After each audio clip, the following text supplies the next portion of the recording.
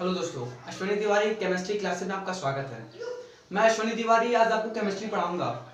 Chemistry के पिछले classes videos में मैंने पढ़ा कि केमिस्ट्री क्या होता है, केमिस्ट्री के डेफिनेशन को हमने पढ़ा, केमिस्ट्री के इतिहास अर्थात हिस्ट्री ऑफ केमिस्ट्री को हमने पढ़ा।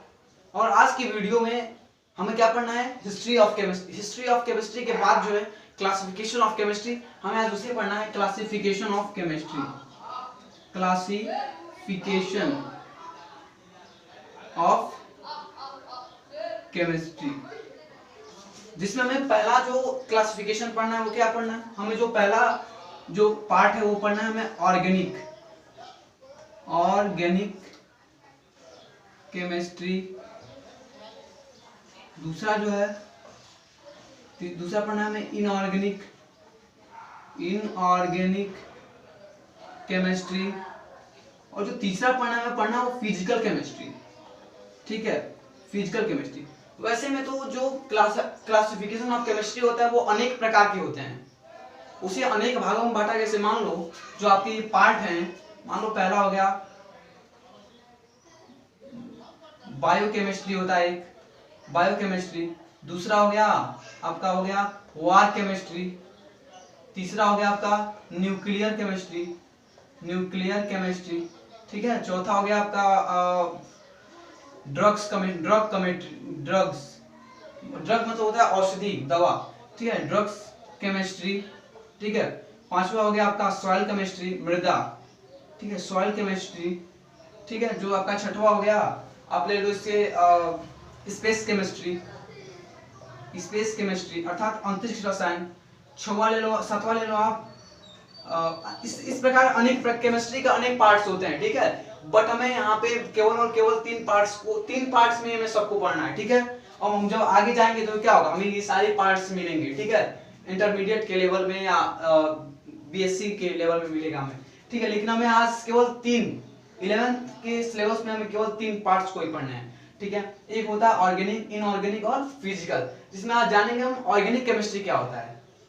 ऑर्गेनिक केमिस्ट्री जो केमिस्ट्री होती है ना, वो केमिस्ट्री की वह शाखा होती है। ठीक है, ऑर्गेनिक केमिस्ट्री रसायन की वह शाखा है जिसके अंतर्गत कार्बन के यौगिकों का अध्ययन किया जाता है। कार्बन के यौगिक अर्थात क्या, कार्बन के यौगिक मतलब क्या समझ रहे हो, हाइड्रोकार्बन। ठीक है, हाइड्रोकार्बन में क्या समझ रहे हो,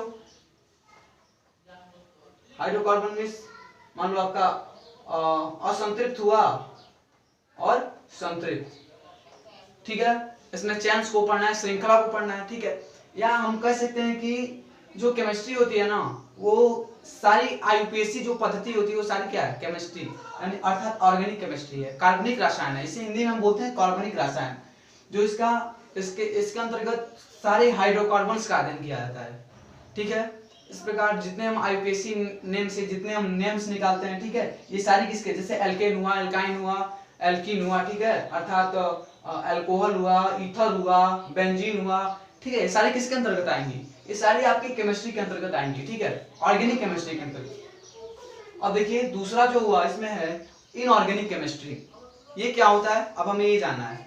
इनऑर्गेनिक केमिस्ट्री के अंतर्गत, ठीक है, इसमें क्या विज्ञान की वह शाखा है। ठीक है, रसायन की वह शाखा जिसके अंतर्गत हम कार्बन के अतिरिक्त शेष सभी तत्वों का अध्ययन करते हैं तथा उसके अपरूपों का अध्ययन करते हैं, उनके निर्माण क्रियाओं का अध्ययन करते हैं। उसे हम क्या कहते हैं, केमिस्ट्री कहते हैं, और इनऑर्गेनिक केमिस्ट्री कहते हैं। जैसे इसमें क्या होता है, कार्बन को छोड़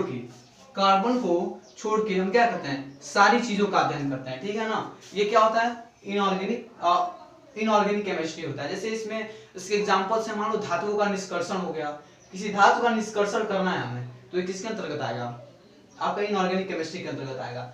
तीसरा है आपका फिजिकल केमिस्ट्री। ठीक है ना, फिजिकल में क्या होता है, ये इसका हिंदी होता है वो भौतिक रसायन, इसका हिंदी होता है अकार्बनिक रसायन, और जो फिजिकल होता है इसका हिंदी होता है फिजिकल अर्थात भौतिक रसायन। इसमें क्या होता है, यह रसायन की वह शाखा है जिसके अंतर्गत हम क्या करते हैं, नियमों का अध्ययन करते हैं, रासायनिक अभिक्रिया के नियमों का अध्ययन करते हैं, उसके सिद्धांतों का अध्ययन करते हैं। ठीक है, तो इस प्रकार ये क्या होगा, फिजिकल में हम क्या करते हैं, जो हम महसूस कर सकते हैं, जो देख सकते हैं, जिसको हम पढ़ सकते हैं। ठीक है, इसमें सिद्धांतों का अध्ययन किया गया है। जैसे देखो इसमें फिजिकल की एग्जांपल हो गए, मान लो चार्ल्स का नियम हो गया, चार्ल्स लॉ, ठीक है। उसका बॉयल का नियम हो गया, बॉयल लॉ, ठीक है। गैसीय समीकरण हो गया, गैसेस इक्वेशन, ठीक है। डाल्टन का परमाणु सिद्धांत हो गया, प्रिंसिपल्स ऑफ डाल्टन, ठीक है। इस प्रकार ये सारी चीजें किसके अंतर्गत आती हैं, आपकी फिजिकल केमिस्ट्री के अंतर्गत आती हैं। अब हमें आगे पढ़ना है कि जो केमिस्ट्री का अगला पार्ट होता है, जो हमें आगे इसके आगे जो पढ़ना है वो केमिस्ट्री के महत्व को पढ़ना है। केमिस्ट्री किस प्रकार हमारे दैनिक जीवन में महत्व होता है, किस प्रकार वो हमारे कृषि क्षेत्र में महत्व आता है, ठीक है। उसका इंपॉर्टेंस क्या है वो हमें अगली अब पढ़ना है हमें, ठीक है। तो ध्यान दीजिए आप, ध्यान दो। अब हमें पढ़ना है इंपॉर्टेंस ऑफ केमिस्ट्री, केमिस्ट्री का महत्व। केमिस्ट्री का महत्व किस प्रकार होता है हम आपको हेडिंग वाइज या टॉपिक वाइज में बताता हूँ, ठीक है। आप ध्यान से देखो। जो इसमें पहला होता है वो आप ले लो दैनिक जीवन में, दैनिक जीवन में केमिस्ट्री किस प्रकार काम आता है। दैनिक जीवन में, इन डेली लाइफ, इसका इंग्लिश लिख लेना आप, इन डेली लाइफ। हमारे दैनिक जीवन में किस प्रकार केमिस्ट्री हम प्रत्यक्ष या अप्रत्यक्ष रूप से केमिस्ट्री का उपयोग किस प्रकार से करते हैं। आप देखो, जैसे मान लो आप किसी मकान को बनवा रहे हो, ठीक है, या आपका मकान बनता है तो उसमें देखे होगे आप बालू का उपयोग किया जाता है, उसमें सीमेंट का उपयोग किया जाता है, उसमें सरिया का उपयोग किया जाता है। ये सारी चीजें किसके अंतर्गत बनती हैं, ये सारी चीजें जो हमें मिलती है ना, ये सारी केमिस्ट्री के अंतर्गत आती हैं, ठीक है। जैसे आप अपने शरीर को रोग रहित रखने के लिए, ठीक है, आप साबुन का उपयोग करते हो, अपमार्जक का उपयोग करते हो, क्रीम पाउडर का उपयोग करते हो, ठीक है। तो ये जो सारी चीजें, क्रीम पाउडर हुआ, अपमार्जक हुआ, साबुन हुआ, ये सारी चीजें क्या हैं, ये अपमार्जक में होता है सर्फ, ठीक है। तो ये सारी चीजें क्या हुई आपकी, ये दैनिक जीवन में महत्वपूर्ण में आने वाली क्या है, ये सारी चीजें हैं, ठीक है ना। इस प्रकार से देखो आप, दूसरी हुई आपकी, दूसरा है आपका कृषि क्षेत्र में, कृषि क्षेत्र में, in the field of agriculture, in the field of agriculture, ठीक है ना। देखो कृषि क्षेत्र में हमारे साथ किस प्रकार काम आती है। आजकल के जो किसान है एग्रीकल्चर में क्या कर रहे हैं, अपने कृषि उपज को बढ़ाने के लिए यूरिया का प्रयोग करते हैं, ठीक है। साथ डाई जो होता है, डाई, ठीक है, जैसे आप ammonium sulphate, calcium super phosphate, ठीक है। और जो तीसरा हुआ आपका ले लो आप अमोनियम नाइट्रेट, यूरिया हुआ, ठीक है। डाई अमोनियम फास्फेट होता है, ठीक है, एक होता है डाई अमोनियम फास्फेट जिसे डीएपी कहते हैं, ठीक है। अनेक सारी चीजों का क्या कर रहे हैं, प्रयोग कर रहे हैं, उपयोग कर रहे हैं, ठीक है ना। तो ये कृषि उपज को क्या कर रहे हैं, बढ़ा रहे हैं। अर्थात हम अपने कृषि उपज को बढ़ाने के लिए भी इन सारी चीजों का उपयोग करते हैं। और ये सारी चीजें जो होती है ना, वो केमिस्ट्री के अंतर्गत ही आती हैं, ठीक है। हमारे अगर खेतों में कोई बीमारी लग जा रही है, कोई रोग लग जा रहा है, तो हम क्या करते हैं, किसी कीटनाशक दवाओं का छिड़काव करते हैं, ठीक है ना। किसी कीटनाशक दवाओं का जो छिड़काव करते हैं, जो कीटनाशक दवा किसके अंतर्गत बनता है, ये औषधि रसायन के अंतर्गत बनता है, ये आपका केमिस्ट्री के अंतर्गत आता है, ठीक है ना। अब इसके बाद हुआ आपकी तीसरी जो हुई उद्योगों में, ठीक है ना, उद्योगों में, इन द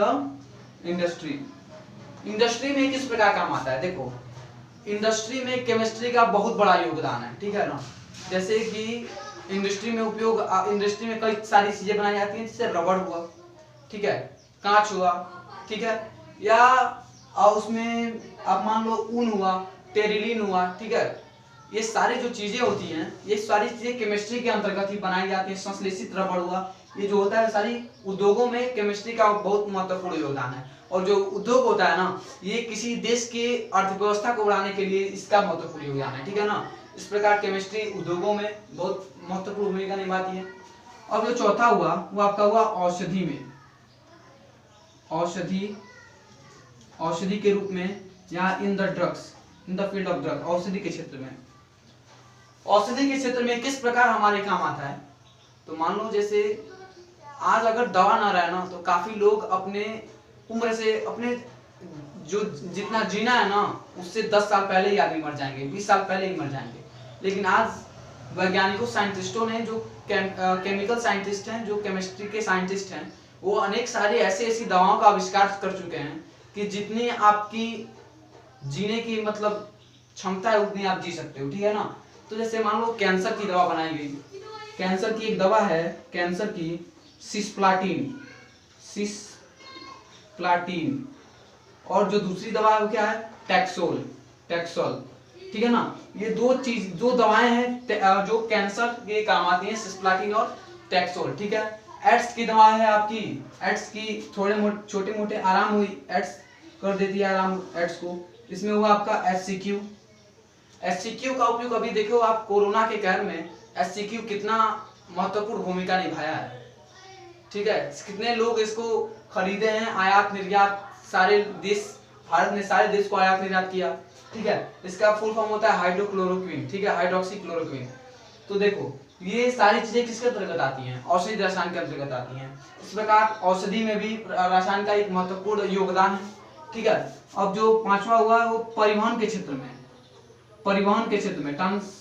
ट्रांसपोर्ट के क्षेत्र में किस प्रकार ये भूमिका निभाती है। जैसे परिवहन और संचार में प्रयोग किए जाने वाले जो उच्च कोटि के पेट्रोल और डीजल होते हैं ना, अगर पेट्रोल और डीजल ना रहे तो गाड़ी चल नहीं पाएगी। लेकिन अब तो बना दी गई आपकी बैटरी वाली, लेकिन हम युग की बात कर रहे हैं। पेट्रोल और डीजल जो हुआ है ना, जो ईंधन होते हैं उसमें उच्च कोटि के जो ईंधन लगते हैं, पेट्रोल डीजल, वो भी आपका किसका देना है, केमिस्ट्री का ही देना है। केमिस्ट्री के द्वारा ही, केमिस्ट्री के केमिकल मशीन के द्वारा ही क्या किया जाता है, उसे रिफाइनरी किया जाता है, उसके बाद हमारे वाहनों में डाला जाता है, ठीक है। अब जो वो छवा ले लो आप युद्ध के क्षेत्र में, in the field of war, युद्ध के क्षेत्र में केमिस्ट्री किस प्रकार उपयोग आती है।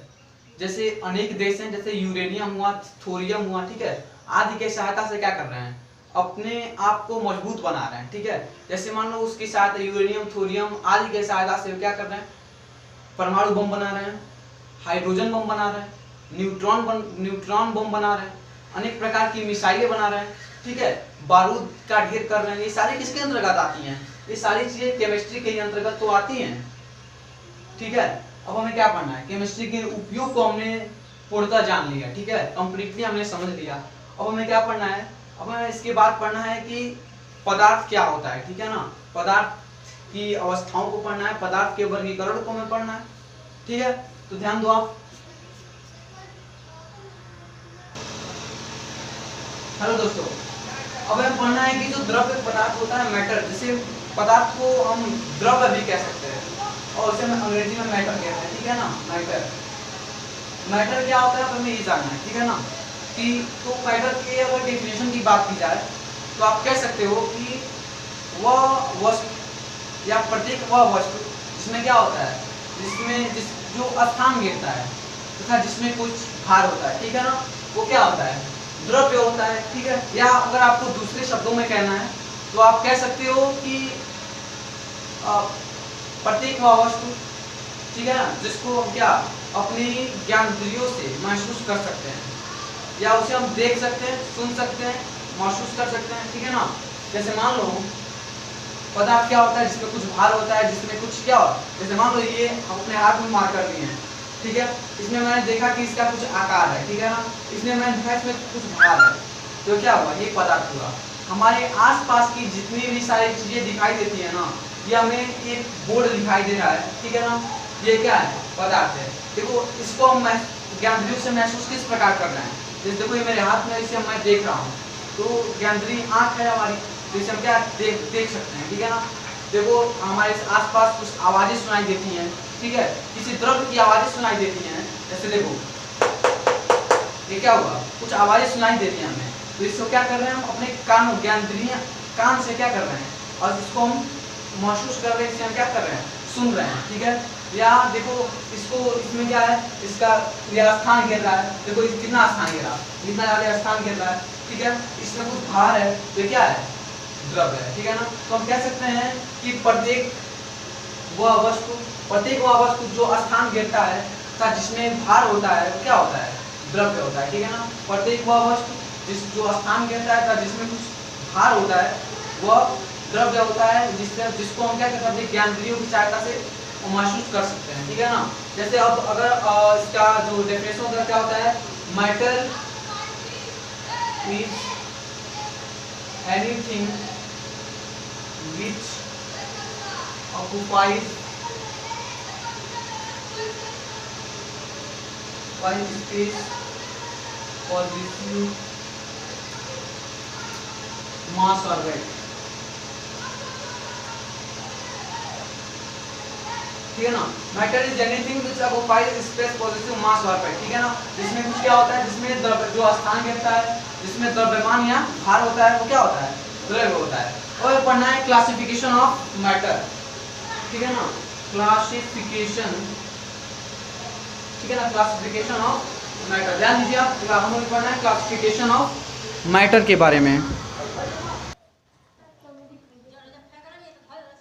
अब ध्यान दो, अब हमें पढ़ना है कि जो केमिस्ट्री के जो मैटर का क्लासिफिकेशन है उसे हमें पढ़ना है, ठीक है। तो देखो मैटर को दो भागों में विभाजित किया गया है, दो भागों में बांटा गया है, ठीक है ना। उसका वर्गीकरण दो भागों में किया गया है, ठीक है ना। पहला होता है आपका होता है पहला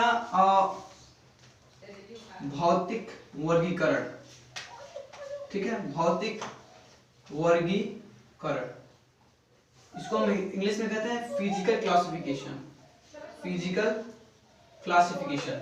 और दूसरा होता है क्या, रासायनिक वर्गीकरण, रासायनिक वर्गीकरण, इसको हम कहते हैं केमिकल क्लासिफिकेशन, केमिकल क्लासिफिकेशन, ठीक है ना। अब देखो फिजिकल क्या होता है और केमिकल क्या होता है। फिजिकल में क्या क्या होता है, इसमें कोई नया पदार्थ नहीं बनता है, ठीक है ना। जैसे जस्ट का तस वही सेम टू सेम रह जाता है, ठीक है। जैसे H2O का जो जल होता है ना, जो जल कहीं भी H2O के रूप में ही रहेगा, ये बदलेगा नहीं, ठीक है ना। और इसमें क्या होता है, कोई नया पदार्थ बन जाता है, जैसे मान लो हाइड्रोजन और ऑक्सीजन के योग से H2O बन गया, हाइड्रोजन और सल्फर डाइऑक्साइड के योग से H2SO4 बन गया, ठीक है। इस प्रकार ये क्या होता है, इसमें नया पदार्थ बनता रहता है, ठीक है ना। अब जो भौतिक वर्गीकरण होता है वो कितने प्रकार के होते हैं, दो प्रकार के होते हैं, ठीक है। जो पहला होता है आपका भौतिक वर्गीकरण में भौतिक वर्गीकरण तीन प्रकार के होते हैं, ठीक है ना, सॉरी तीन प्रकार के होते हैं। देखो आप, पहला होता है सॉलिड,